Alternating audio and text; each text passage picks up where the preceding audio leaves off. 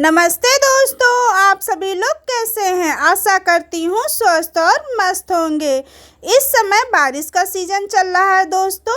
ये जुलाई महीना है। इस समय बहुत ही अधिक बारिश हो रही है और हमारे पेड़ पौधे भी बहुत अच्छे से ग्रो हो रहे हैं। ये हमारे जेट से बनी हुई एक बोनसाई है। इसको मैंने आज से 13-14 महीने पहले छोटी सी कटिंग से ग्रो किया था। टाइम टू टाइम इस पर काम किया है, तब इसका ऐसा लुक आया है। आज मैं इसकी एक बार फिर से कटाई छटाई करूँगी।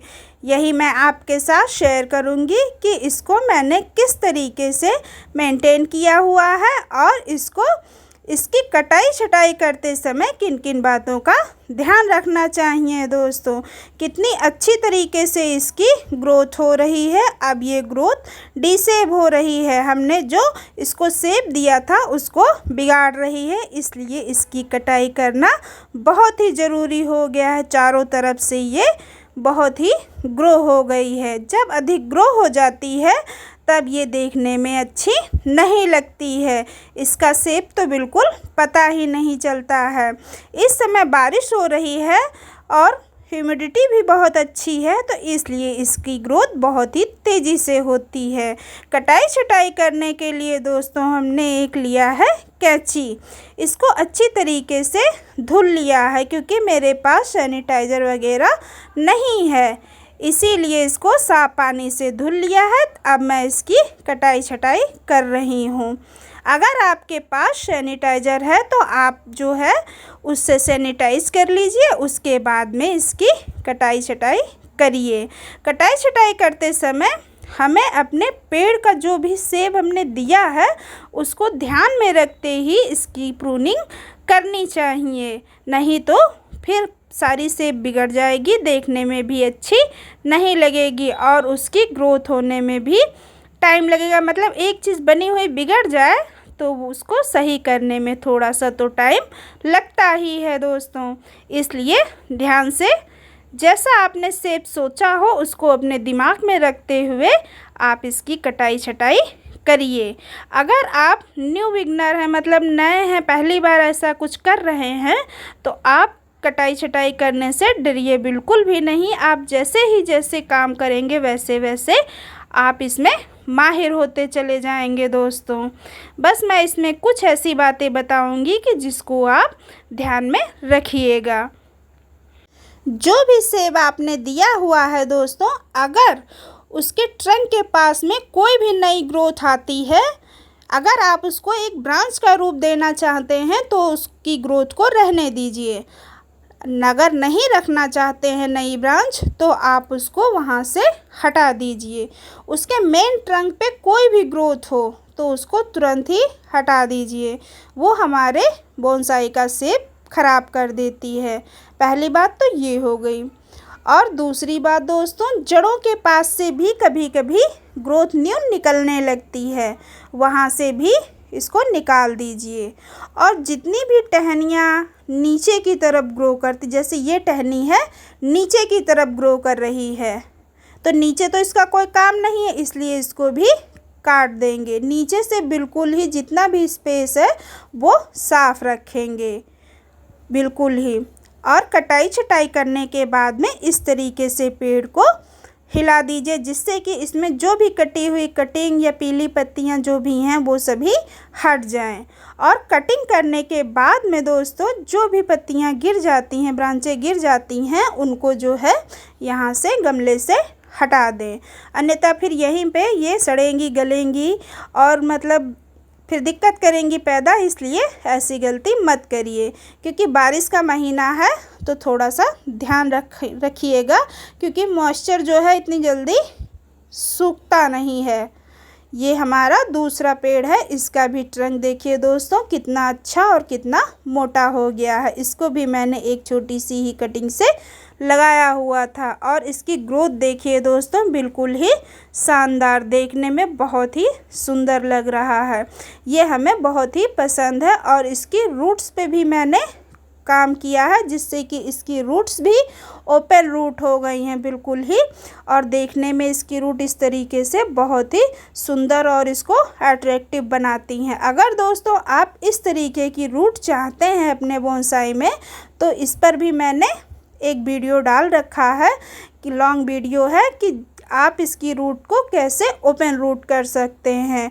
आप हमारे लॉन्ग वीडियो में जाके देखिएगा, तब आपको वो वीडियो मिलेगा दोस्तों। सेम उसी तरीके से दोस्तों इसकी भी कटाई मैंने कुछ समय पहले की हुई थी। देखिए दोस्तों, जहाँ पे ये काला पॉइंट दिख रहा है, यहाँ से मैंने एक टहनी काटी थी और 2 ब्रांचें निकल के आई हैं। कटाई छटाई करने का यही फ़ायदा होता है कि हम जितनी इसकी कटाई छटाई करेंगे उतने ही ये अच्छे से ग्रो होंगी और हमारा पेड़ भरा भरा सा लगेगा। कटाई करते समय आप ये ध्यान रखिए, नीचे की जो है वो 2 पत्तियाँ छोड़ दीजिए। 2 पत्तियाँ यानी कि 2 मतलब नॉट जो है जैसे कि वो जोड़े में निकलती हैं, वहाँ से आप 2 छोड़ दीजिए, ऊपर से कट कर दीजिए। जो भी कटिंग निकलती है उनको आप ग्रो करना चाहें तो ग्रो कर सकते हैं, अन्यथा फिर उसकी कंपोस्टिंग कर लें। कटाई करने के बाद में इस पे कोई सी भी प्रकार का कोई भी फंगीसाइड डालने की ज़रूरत नहीं होती है। जैसे कि कुछ पेड़ों की हम लोग कटिंग करते हैं, उस कटे हुए भाग पर फंगीसाइड लगा देते हैं। इसमें किसी भी फंगीसाइड की कोई भी ज़रूरत नहीं होती है दोस्तों। इसकी कटाई करने के बाद में हल्का सा लिक्विड टाइप का निकलता है बिल्कुल, वो उसी से उसके मतलब लॉक कर लेता है। इसीलिए इसमें सड़न गलन की समस्या बिल्कुल भी नहीं आती है। ना कि रूट जो है इसकी ब्रांचें हैं वो नीचे की तरफ सूखती हैं और उल्टा इस यहीं से ही ये नई नई ग्रोथ करती हैं। एक काटा है तो 2 निकलेंगे। मान के चलिए अगर हमने 10 ब्रांचों की कटिंग की हैं तो मुझे वहाँ से 20 ब्रांचें मिलेंगी, डबल ब्रांचें मिलती हैं। और समय समय पर हम इसकी प्रूनिंग करेंगे तो उतना ही हमारा पेड़ सुंदर होगा। और इसको जो है फुल सनलाइट में रखिए। फुल सनलाइट का ही ये पौधा है। अगर सेमी शेड में आपको रखना है तो आप 1 से 2 दिन के लिए ही रखिए, उसके बाद में आप इसको फुल सनलाइट में ही रखिए, जिससे कि इसकी ग्रोथ बहुत अच्छे से होगी और इसकी पत्तियां भी नीचे को नहीं गिरेंगी, ना ही पीली होंगी।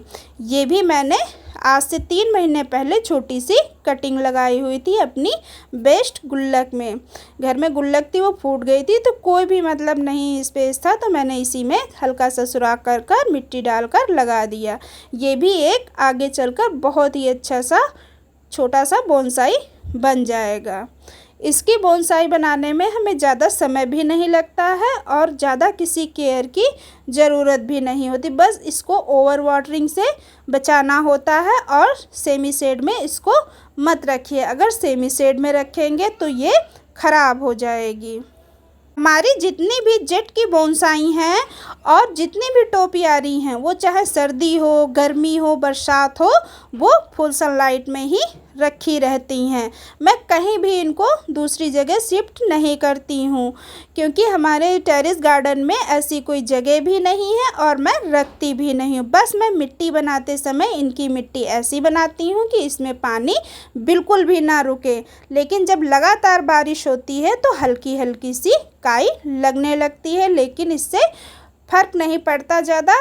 और मतलब पानी स्टोर ना हो, अगर पानी स्टोर होगा, काई लग गई है, तो जड़ों में सड़न गलन की समस्या आ जाती है। अगर ड्रेनेज अच्छा है, मिट्टी अच्छी है, तो आपको इसकी भी समस्या नहीं आएगी।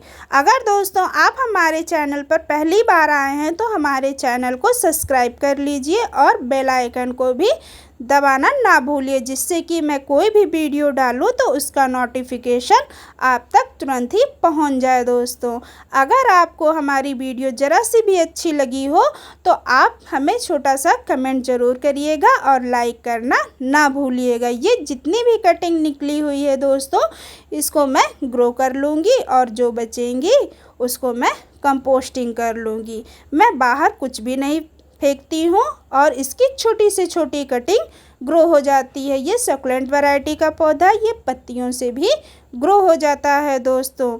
इसकी ज़्यादा केयर करने की ज़रूरत नहीं, बस पानी का आप ध्यान रखिए और फुल सनलाइट में ही रखिए और इसकी ग्रोथ बहुत ही अच्छी होगी।